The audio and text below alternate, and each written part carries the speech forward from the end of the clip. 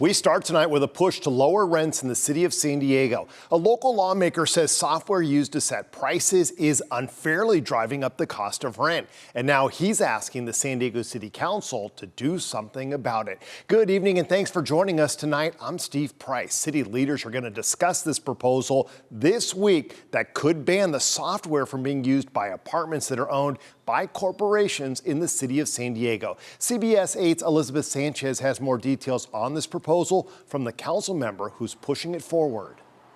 With housing costs in San Diego higher than the national average, one city council member wants to make sure people living in apartments don't pay more than they have to. He's trying to outlaw price-fixing software.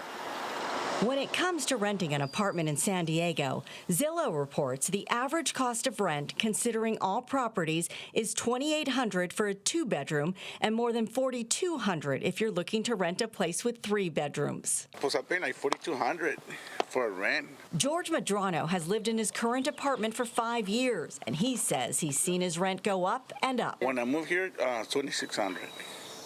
In 2020.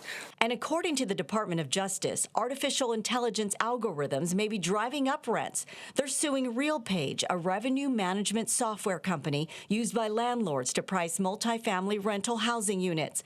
Multiple state attorney generals have signed on to the lawsuit, including California. This is quite literally a rigged system that is making San Diegans pay more. San Diego City Council member Sean Elo Rivera has proposed a policy that would prohibit any use of price-fixing software that allows corporate landlords to set rent increases.